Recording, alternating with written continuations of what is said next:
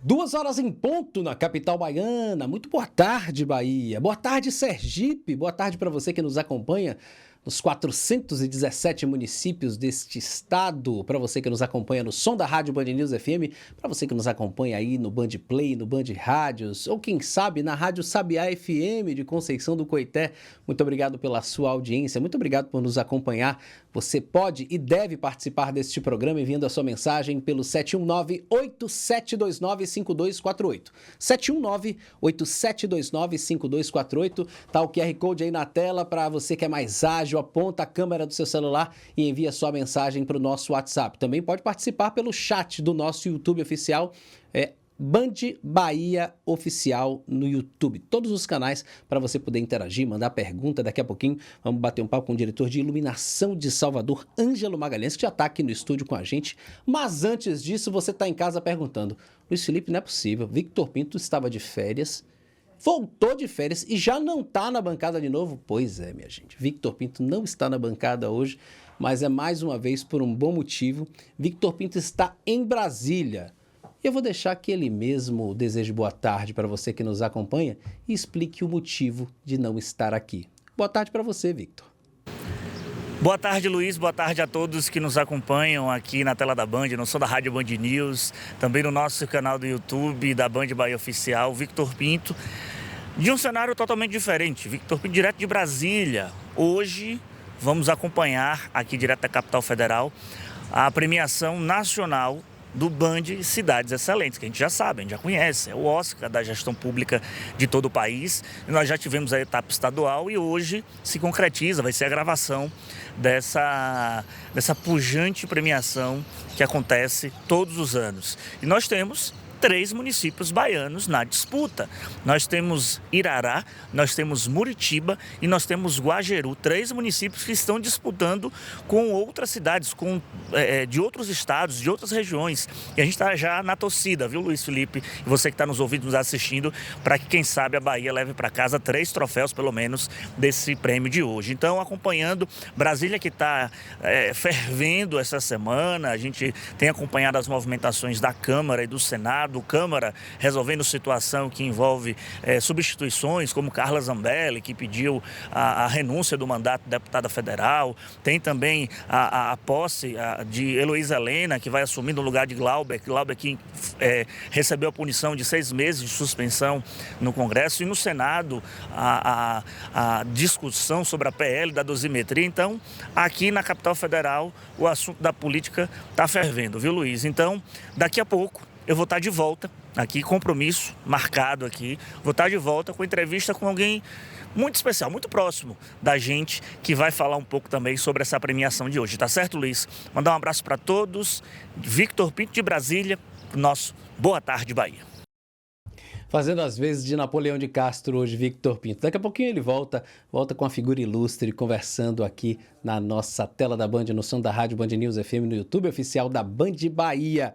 2h03. Vamos falar da política local rapidamente, porque nesse final de semana, enquanto a chapa que poderá ser encabeçada por Jerônimo Rodrigues numa tentativa de reeleição ainda se define, se chapa por o sangue ou não, se vai com o PSD, se vai ter o MDB na chapa ou não, enfim, se por outro lado, se o pré-candidato ACM Neto realmente firma, né, e vai sair candidato, ele já deixou claro que vai definir isso no começo do ano que vem, né, se Bruno Reis deixa a Prefeitura de Salvador para concorrer ao governo do estado, enfim, todas as especulações acontecem nas outras chapas. O pessoal se reuniu esse final de semana, e já definiu, apesar de ser pré-candidatura por questões legais, tá? Deixando claro. O pessoal se reuniu neste final de semana, a gente tem imagens, né, meu querido Léo Lima? Se reuniu neste final de semana aqui pertinho da Band, na UFBA, na Universidade Federal da Bahia, na Faculdade de Arquitetura. Realizaram o lançamento da pré-candidatura ao governo do estado da Bahia. O Ronaldo Mansur, né, que é presidente estadual do partido, você está vendo imagens aí do evento realizado, imagens inclusive que foram geradas nas redes sociais oficiais do PSOL. O Ronaldo Mansur, que é esse que está aí ao centro do lado do Kleber Rosa, né, lançou a pré-candidatura ao governo do estado, ao lado de Meire Reis, pré-candidata a vice, que vai ter como pré-candidata ao Senado Deliana Silva, professora, junto com os suplentes Nilo Rosa e Geovanne Maruzia. Portanto, o time fechado aí de pré-candidatos na chapa executiva do PSOL para 2026. Aguardemos cenas, portanto, dos próximos capítulos. 2h05. Vamos voltar para Brasília? Ô, Vitor, quebra esse mistério, vá. Quem é que está aí do seu lado? Com quem é que você vai conversar e trazer informações para a gente? De volta, Luiz Felipe, aqui de Brasília, direto da capital federal, onde a gente vai acompanhar logo mais à noite a gravação da premiação nacional do prêmio Band Cidades Excelentes. E estou aqui com o nosso capitão, né? Nosso comandante, Augusto Correa Lima, diretor da Norte-Nordeste da Band Bahia. Augusto, dizer, antes de mais nada, a alegria de recebê-lo aqui no Boa Tarde Bahia, nosso programa que trata sobre política, economia e justiça. E, primeiro, é importantíssimo a gente destacar que o Band Cidades Excelentes já se transformou no Oscar da gestão pública em todo o país, né?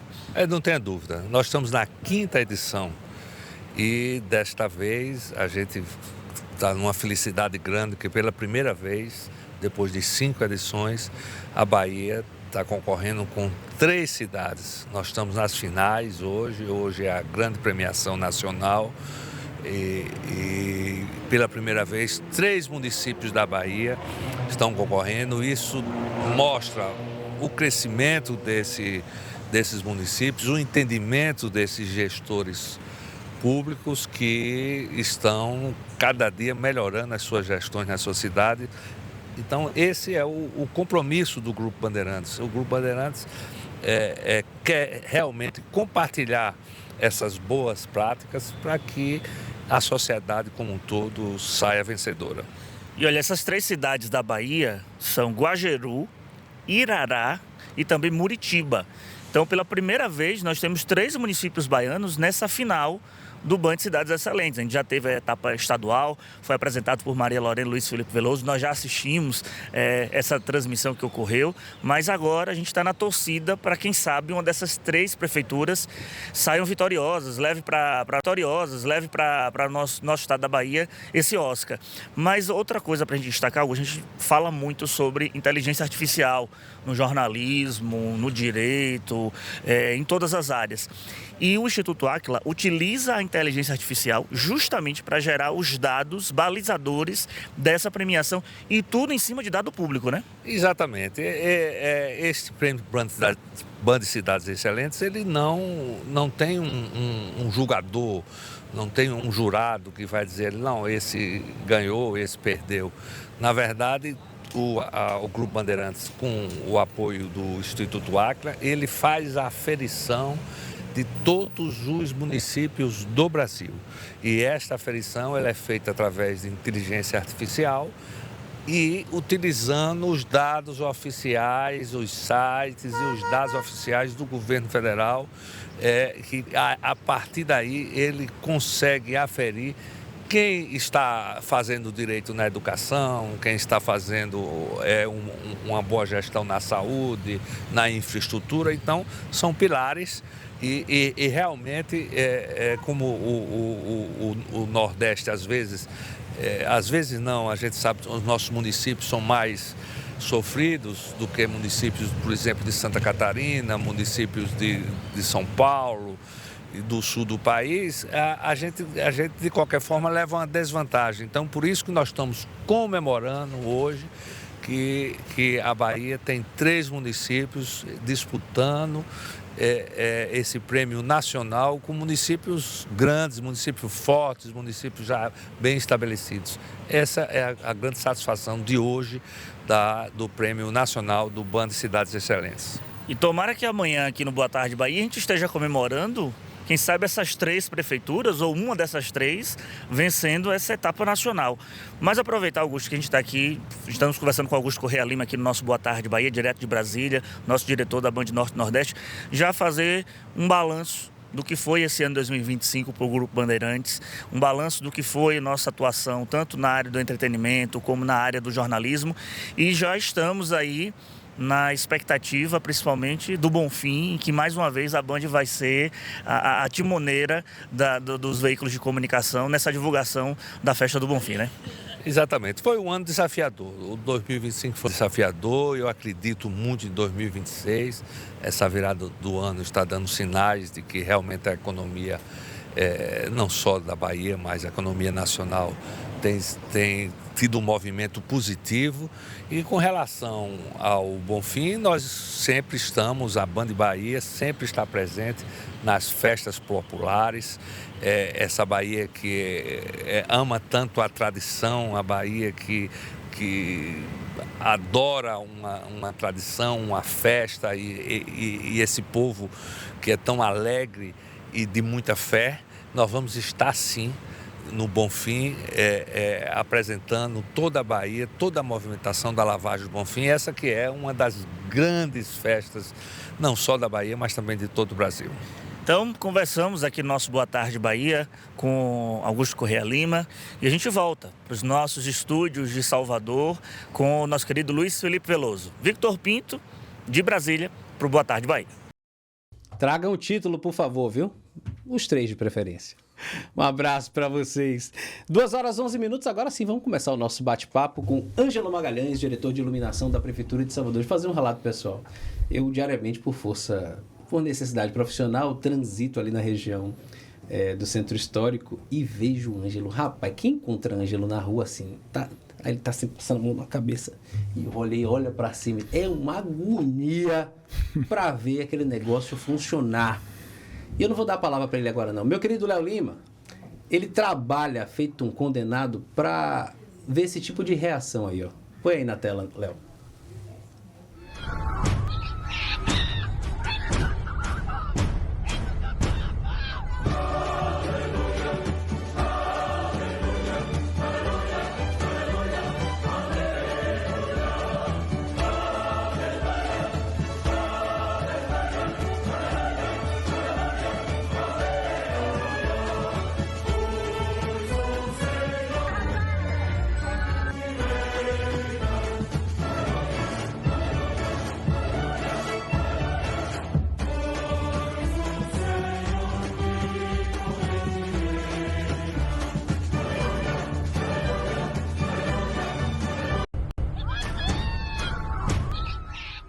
Pois é, minha gente. Bom, quando é para criticar, a gente critica. Quando tem algum equívoco, algum erro da prefeitura, a gente vai falar, a gente vai criticar, porque o nosso propósito aqui não é apontar o dedo porque tem lado. A gente tem que apontar o dedo porque a gente tem que fazer o trabalho da imprensa, que é o trabalho de investigação e de apuração e de fiscalização.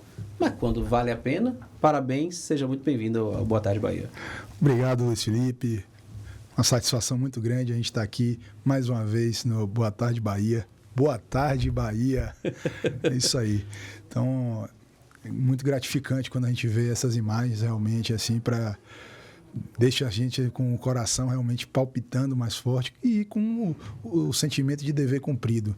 Mas vamos esperar até o dia 6 de janeiro, que é o dia de Reis, para a gente encerrar, com certeza, com chave de ouro, essa aí mais uma edição do Natal, da Natal Luz Salvador, lá no Centro Histórico, né? Que a gente trouxe, né? O Natal, sempre é bom a gente relembrar. A gente tinha um Natal consolidado no Campo Grande e a gente teve um desafio muito grande de tirar uma coisa consolidada para levar para um local que existia uma grande desconfiança. Sim. A gente via há 3 anos atrás que o nosso maior problema ali era a falta de gente no Centro Histórico para a gente montar as nossas estruturas. Hoje não.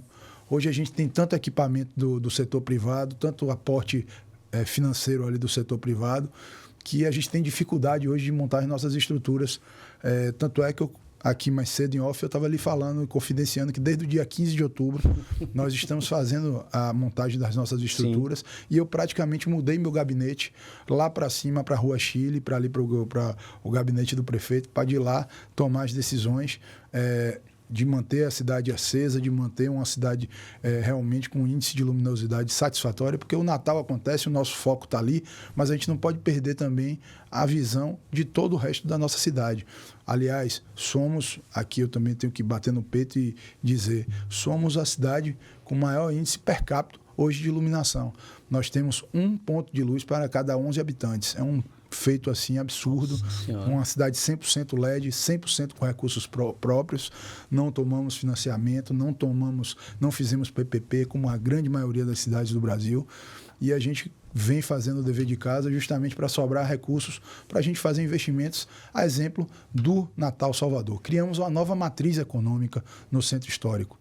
A gente aumentou o ticket médio muito naquela região, nesse período. Então, a gente está com nosso turismo aquecido desde o início de dezembro e vai até depois do Carnaval. E de segunda a segunda, né? De segunda a segunda. Já passamos de 500 mil pessoas presentes no Centro Histórico.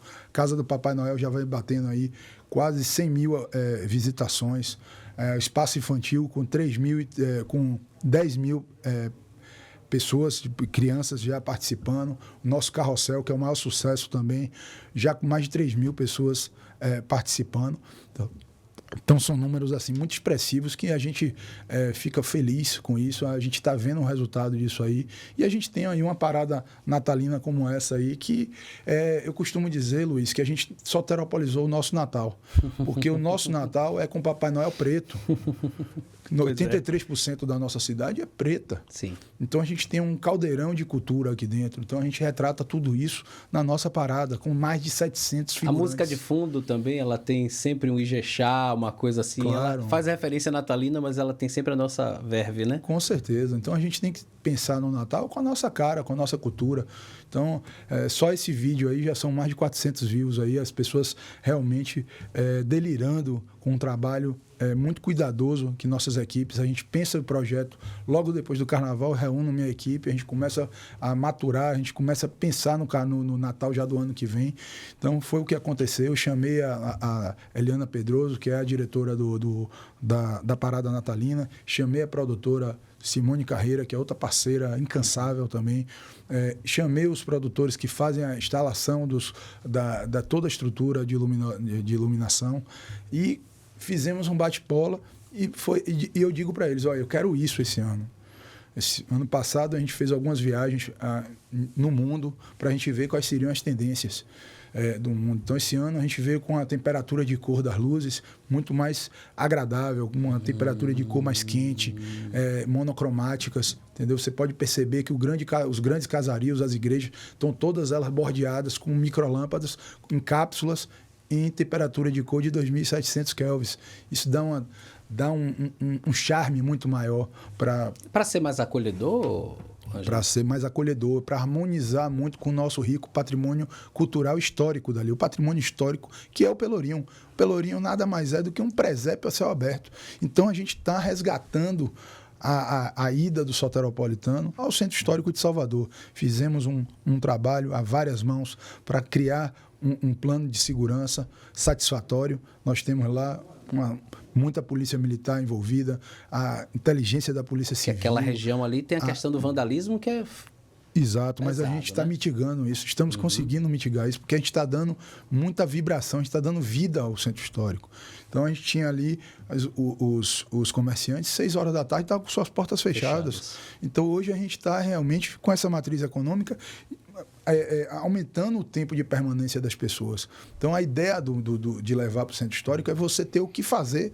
Você vai ver, contemplar as luzes de Natal, assistir toda a nossa programação, a exemplo das sacadas musicais, que para mim é o maior sucesso. Lá, cada dia, a gente escolhe uma sacada especial de um casario especial. Tivemos com Fred Dantas, tivemos com a orquestra do Mirim do Olodum. Porra, um negócio assim sensacional. Vários corais das escolas As municipais. apresentações ali na Praça Municipal, né? Muito interessantes. Na Praça Municipal. As com apresentações de escolas municipais, né? Que eu acho bacana. O povo se vê no palco. Eu acho isso fundamental, cara. Então, a gente, inclusive, teve o cuidado de colocar atrações locais, atrações que falem a linguagem do Natal. Você tem uma ou outra atração para você dar uma alegria a mais no negócio, mas a gente fez ali realmente uma mistura, um caldeirão. Agora, dia 13 mesmo, a gente fez o quê? A gente reverenciou o rei do Baião, que é o rei do forró, que é Luiz Gonzaga, que é o Dia Nacional do Forró. Então, a gente fez uma homenagem à nossa cultura nordestina. Então, são todas essas identidades que eu procuro implementar no nosso Natal, para a gente dar realmente esse pertencimento ao soteropolitano, ao nordestino, ao baiano, mas que as pessoas de fora venham contemplar a nossa verdade, a nossa realidade. Então, é muito gratificante para nós a gente ver esse tipo de reação das pessoas. Né? 2h20. Você que está aí acompanhando a gente no rádio, não está vendo ele, a gente está conversando com o Ângelo Magalhães, diretor de iluminação aqui da Prefeitura de Salvador. Deve ter... Eu sou de Cajazeiro, eu sempre falo isso aqui. Então, historicamente, a gente sempre se acostumou a dizer o seguinte: tá lindo, é no centro. E os bairros? Nós temos o maior Natal descentralizado. Lá em Cajazeiras mesmo tem uma praça em Fazenda Grande 2, João Paulo II, que está toda iluminada, tem a casa de Papai Noel, está com tudo acontecendo também. A gente tem no subúrbio a Praça João Martins. Hoje, amanhã estaremos lá fazendo uma apresentação simbólica com a banda da Guarda, com o Manu Dourado. Vamos levar também um pedaço da nossa parada natalina, levar os carros para a gente incluir o subúrbio na nossa programação. O subúrbio está bombando todos os dias. Então a gente tem Largo do Tanque, Praça Ana Lúcia Magalhães. Então, são várias praças espalhadas pela cidade, mas além disso, que a gente não consegue abraçar a cidade por todas as suas praças, a gente escolheu as principais vias da cidade para a gente instalar aqueles galhardetes luminosos, que são mais de 1.000 galhardetes, são 1.150 galhardetes, para ser mais preciso, que a gente dá o sentimento de que a cidade está toda abraçada pelo Natal, tomada pelo Natal. E o Natal a gente precisa realmente dizer que o mais importante é que a cidade se enfeita justamente para receber a estrela maior, que é Jesus Cristo. Então a gente tem esse lado religioso. Então a gente precisa passar essa ideia também para as pessoas, que não é festa. Então é uma festa para receber o Salvador, uma celebração. Então a estrela maior, quem é? Jesus Cristo. Então a gente tem esse cuidado também, mas misturando o caldeirão dessa potência chamada Salvador. E eu acho importante, Ângelo, deixar claro, né? Estamos num país laico, mas o Natal é uma celebração mundial que celebra, em que foi escolhido. A gente sabe que o 25 não é a data em que, de fato, a figura, a persona de Jesus Cristo nasceu, é uma data que se convencionou, né? Mas você faz uma celebração, uma das figuras mais importantes da história da humanidade. Perfeito. Né? Então, há muitas outras figuras importantes celebradas pelas suas respectivas religiões e que devem ser celebradas como tal. Mas, em sua grande maioria, no nosso país, se celebra a figura de Jesus e por isso o Natal é tão celebrado e é encarado por muitas famílias como uma grande oportunidade para congregar, celebrar. Então, esse sentimento é um sentimento coletivo que está para além do ato religioso e sim do sentimento de religiosidade. Perfeito. Então não pertence a uma religião, para que fique muito claro na nossa mente, no nosso coração e não se transforme em mais um motivo de embate, né? Já que a gente está tão cansado de gente procurando motivo para romper, né? Vamos encontrar motivos para convergir, vamos nos encontrar naquilo que a gente concorda e naquilo que a gente discorda, vai cada um para o seu lado e tá tudo bem. Perfeito, agradeço muito suas colocações, perfeito. Acho que cada um tem o direito de pensar no seu Deus preferido, da forma como você quer cultuá-lo, mas a gente precisa também dar esse momento para a gente refletir o que foi feito em 2025 e renovar as esperanças para o ano que está chegando, que é 2026. Então a gente tem aí, mesmo que sonhar muito, sonhar alto, para a gente pegar isso aí e a gente impulsionar para a gente ter um ano melhor, muito melhor, assim podemos dizer. Então a gente usa esse momento do Natal para a gente refletir tudo isso. Então foi com esse interesse, é com essa ideia que a gente quer realmente colocar uma iluminação especial em cada canto da nossa cidade. A gente sabe que não consegue fazer, a gente tem aí um aporte significativo, inclusive, da nossa Coca-Cola, que o presidente aqui da Coca-Cola Brasil esteve aqui e ficou encantado com o nosso evento, com tudo, com a entrega que nós estamos fazendo da nossa cidade. Então, eu não posso deixar de agradecer, entendeu, Luiz? Aproveitar esse espaço aqui tão importante para toda a Bahia, dizer que a gente está aqui de braços abertos também para outros patrocinadores, para a gente trazer realmente mais aporte para a nossa cidade e também deixar aqui claro que a gente também está com grandes atrações aí no dia 25 e no dia 26. Vamos ter lá na Arena Canto da Cidade, onde é realizado o Réveillon. Nós vamos ter no dia 25 a Santa Missa lá, celebrada pelo Frei Gilson, certo? Isso tudo trazido com a parceria da Arquidiocese de Salvador. E no dia 26, um evento todo bancado também pelo privado, mas aberto ao público, que é o show do nosso rei Roberto Carlos, que é o encerramento aí, digamos assim, do Natal. Não é o oficial ainda o encerramento, porque nós temos o encerramento no dia de Reis, que é lá no dia 6 de janeiro. 6 de janeiro. Então, fica aqui o convite a todos para ir lá contemplar essas duas grandes atrações que nós fizemos questão de fazer uma programação toda especial para o Natal Luz 2025 de Salvador. Sucesso, Ângelo Magalhães, diretor de iluminação da Prefeitura de Salvador. Conte com os nossos microfones sempre, porque quando a gente tem que puxar a orelha, a gente puxa. Mas quando tem que bater palma, vocês estão de parabéns. Luiz, eu agradeço a oportunidade de estar aqui com você, com o microfone aberto aqui, inclusive usando esse seu programa super ouvido aí, tudo escutado aí por todo canto da nossa cidade, dizer que vocês que fazem me ajudam a fazer a gestão. Sem vocês eu não consigo enxergar a cidade do Salvador como um todo. Então, são nas reclamações dos ouvintes, em tudo. Então, vocês são os nossos porta-vozes, tem toda a linha direta conosco para a gente ajudar a fazer sempre de Salvador a cidade mais iluminada de todo o Brasil. Dê um abraço no Vitor Pinto, para mim um dos grandes expoentes da política da Bahia, comentaristas políticos da Bahia. Com certeza. Minha gente, 2 horas e 26 minutos. Eu vou ali pagar boleto. Rapidinho. Fique aí. Eu volto já.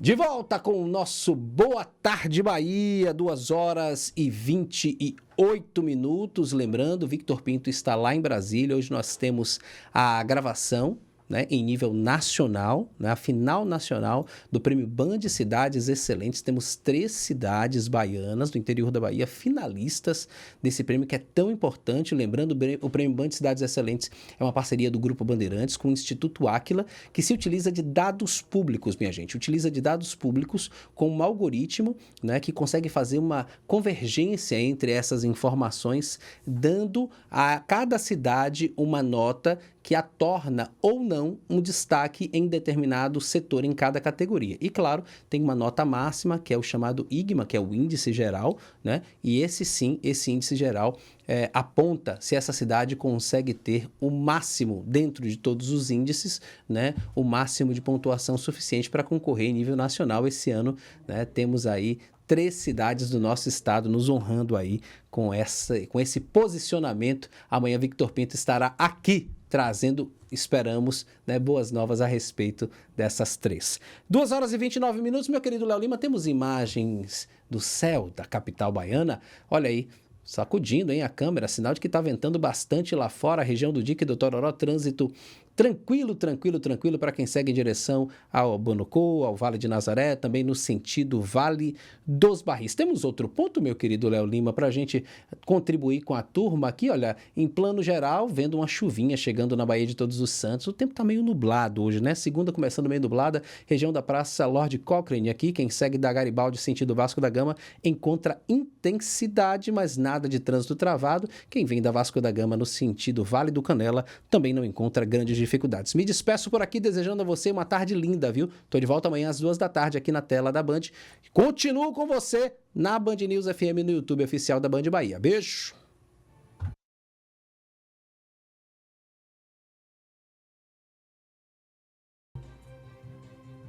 Duas horas 30 minutos, seguimos por aqui com o nosso Boa Tarde Bahia.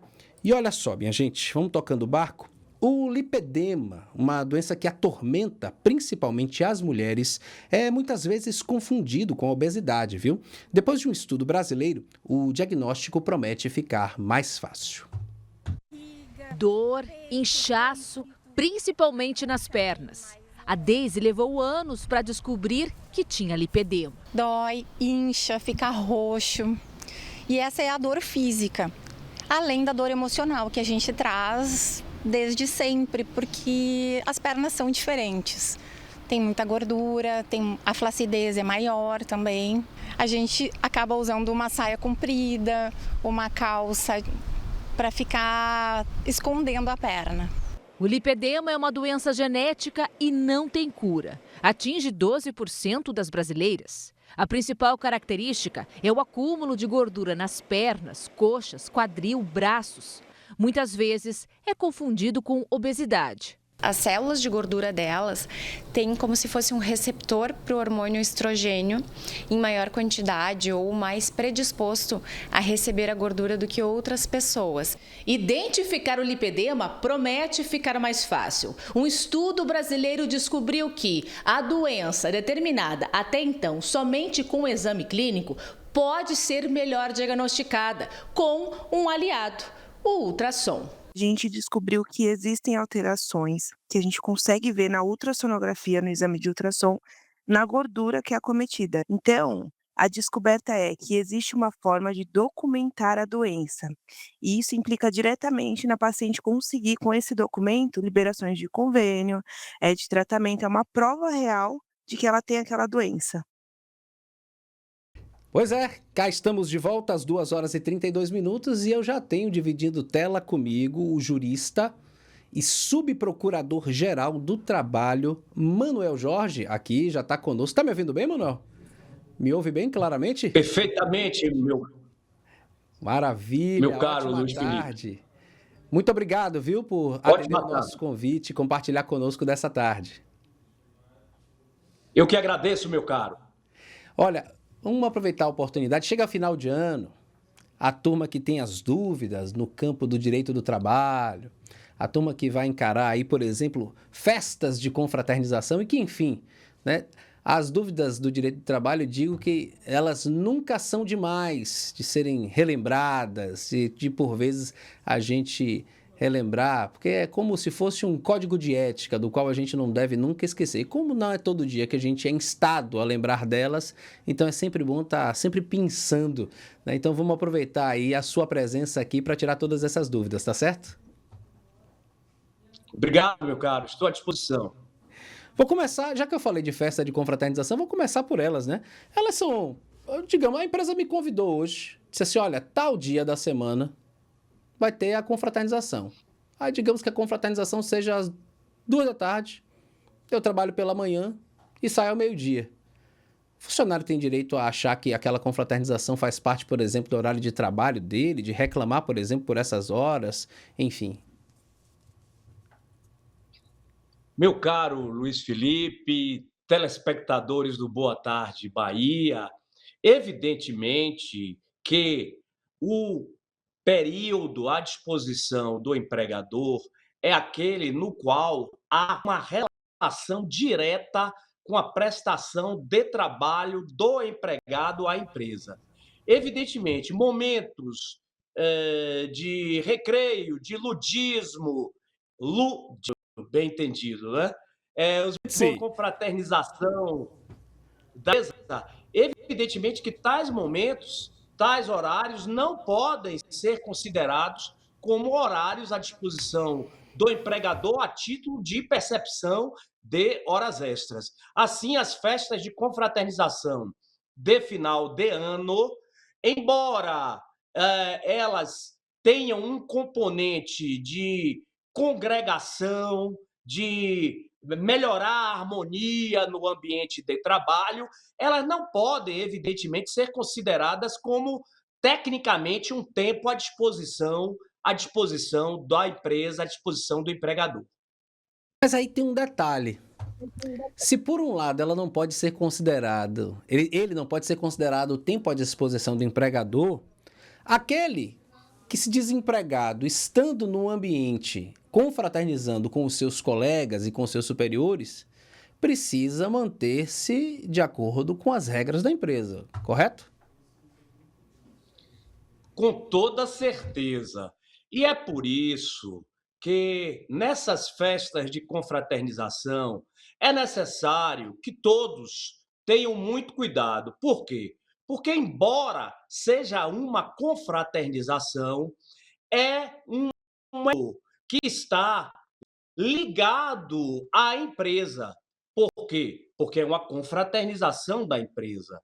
E a partir daí, é necessário se cercar de muita cautela e cuidado no que se refere ao consumo de bebidas alcoólicas, no que se refere ao comportamento pessoal de cada empregado e também no que se refere às eventuais comportamentos que não possam ser em absoluto admitidos, como, por exemplo, prática de assédio sexual durante o período da festa de confraternização.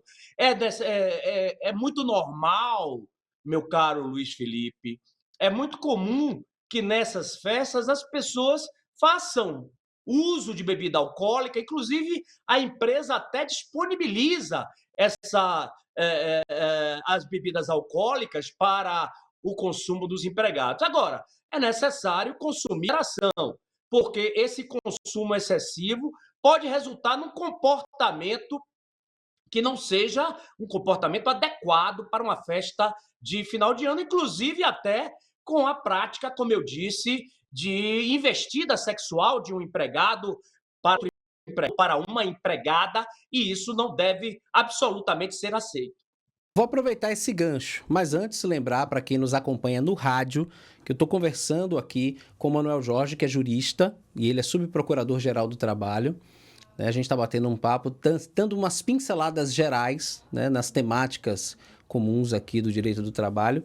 E aí você tocou numa coisa muito importante, e eu acredito, já que está na agenda, né, na agenda jornalística, está na agenda da sociedade, as discussões dos abusos, a respeito dos abusos, dos excessos cometidos por homens, principalmente em relação a mulheres, apesar de que a gente está falando aqui de forma genérica, né, abusos de superiores em relação aos seus empregados. Mas assim, como é que se define o limite, né, entre ordem e abuso? Como é que se define o limite entre cuidado, zelo e abuso? Como é que, por exemplo, hoje o direito enxerga esse limite, né? E como é que, por exemplo, as jurisprudências têm encarado isso, né? E têm determinado isso para que as sentenças sejam ou não favoráveis às vítimas? Todo comportamento, meu caro Luiz, tem de ser um comportamento razoável. É evidente que as empresas, e eu costumo dizer isso com muita frequência, as empresas não são uma porção separada da realidade. O que acontece fora dos muros da empresa pode muito bem também acontecer dentro dela. Então, se nós temos uma prática na sociedade, uma sociedade machista, uma sociedade misógina, uma sociedade em que os homens não respeitam as mulheres, é evidente que no campo das relações de trabalho, por quê? Porque relações de trabalho são relações de poder. Isso é inevitável. São relações hierarquizadas. E com relações hierarquizadas, começa a acontecer os problemas. Por quê? Porque uma sociedade que é misógina do lado de fora não é uma sociedade que deixa de ser misógina dentro da empresa. Uma sociedade em que há investida sexual de homens contra mulheres do lado de fora da empresa e essa investida é inadequada, isso se repete dentro das empresas.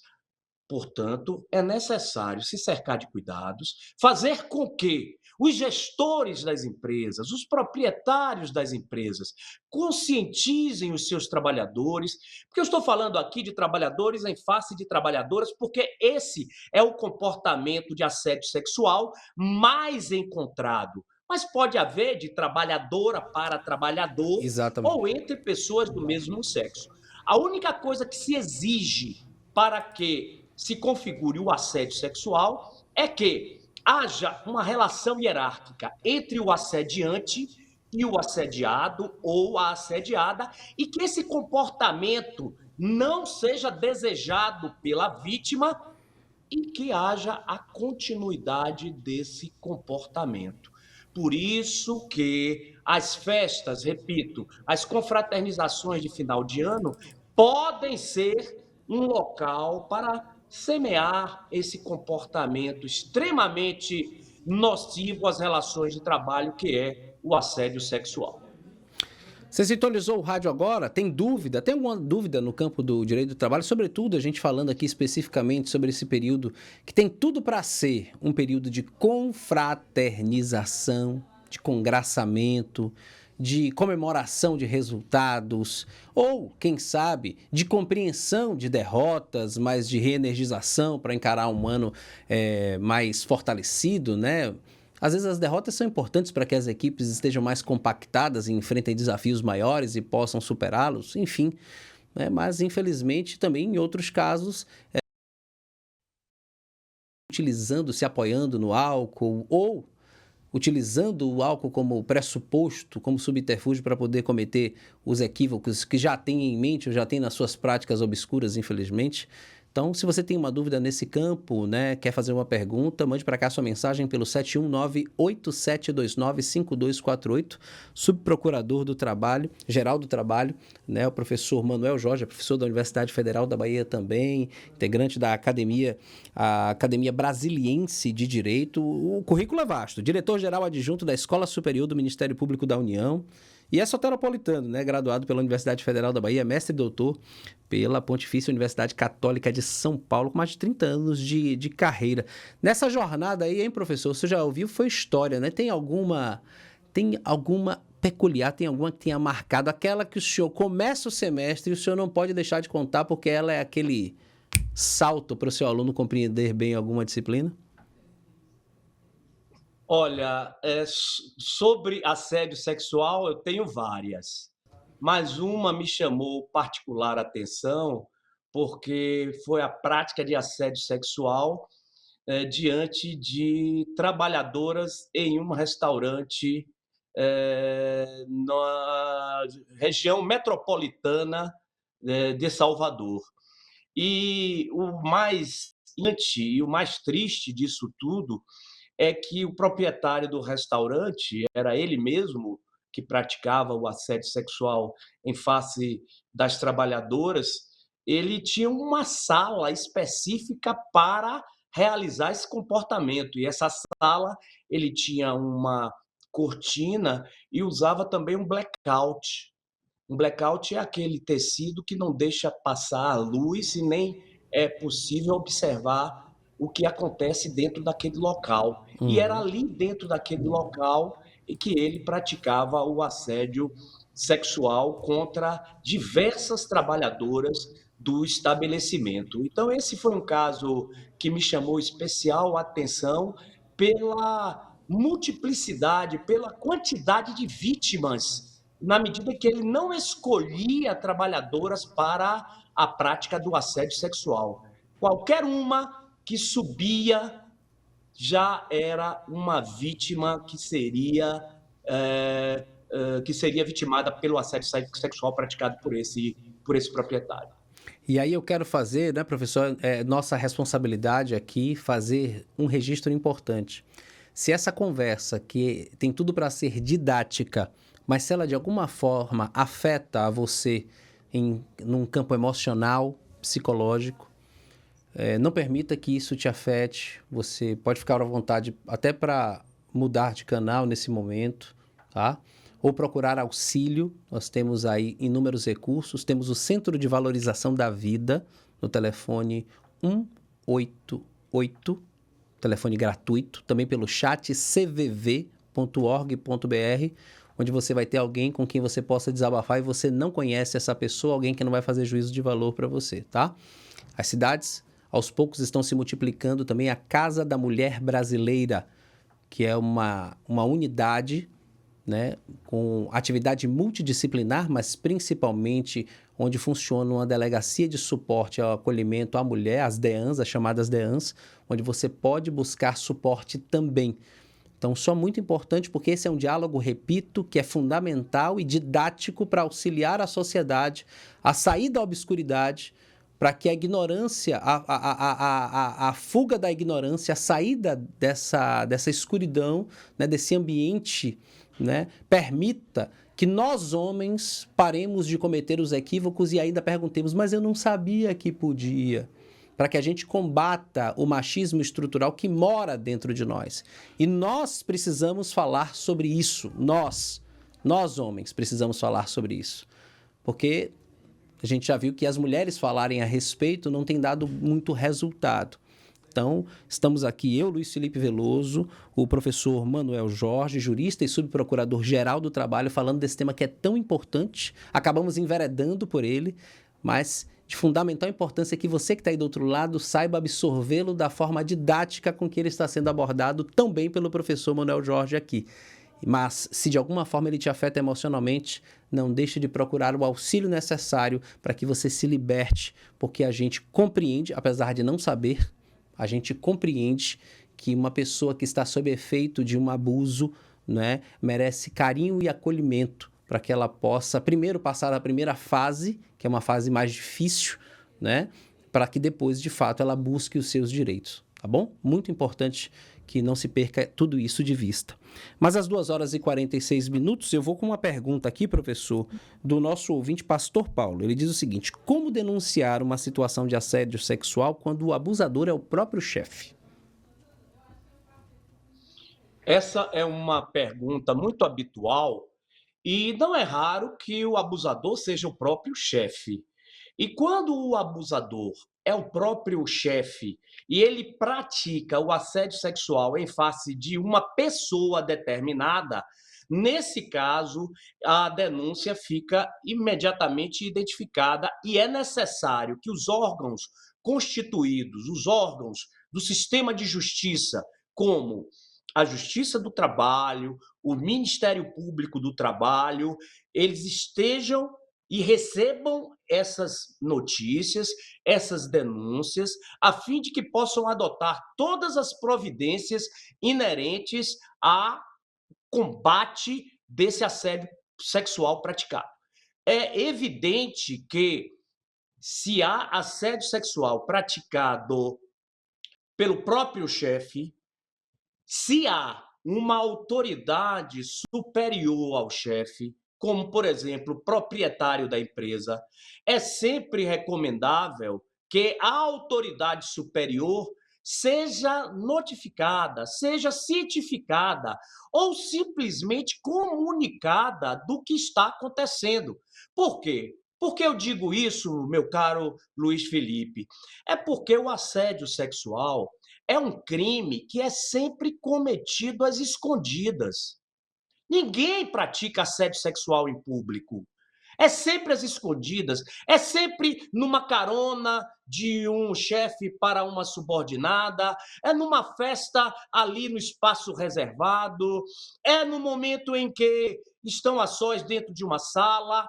Então, muitas vezes, as pessoas dentro da empresa não têm sequer conhecimento de que há uma vítima de assédio sexual e que o autor do assédio sexual é o próprio chefe da vítima. Então, me parece importante que isso seja comunicado formalmente ao superior hierárquico. Isso é muito importante, para que isso seja combatido dentro da empresa.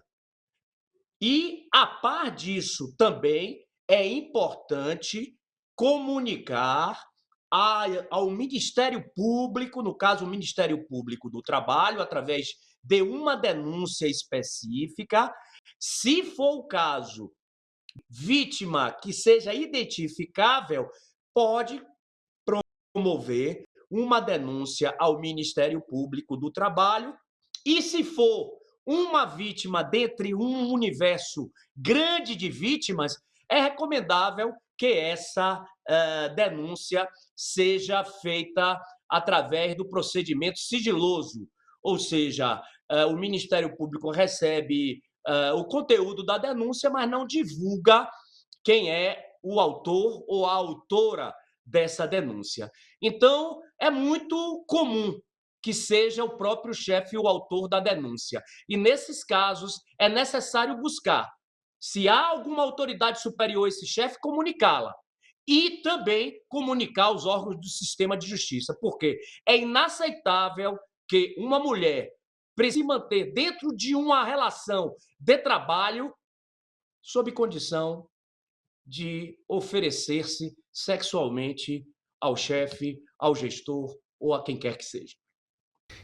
E é com esse brado, né, e é com esse compromisso que a gente encerra essa entrevista, agradecendo ao professor, ao subprocurador-geral do Trabalho e jurista, Manuel Jorge, deixando aqui os microfones abertos e que a gente possa, né, de mãos dadas com as mulheres, trabalhar com um discurso único para que, repito, consigamos combater esse machismo estrutural que ainda mora em nós e que pode ser diariamente fiscalizado por nós e que pode ser fiscalizado no seu campo mais extremo, mas nas situações mais discretas e que merecem a nossa atenção e o nosso cuidado. Muito obrigado por toda a sua orientação, desejando, já antecipando, né, boas festas e um 2026 de muita saúde e muita paz, professor.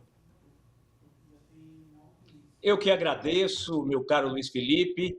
Não precisamos ser mulheres para exercitarmos a sensibilidade contra a violência que se pratica contra as mulheres.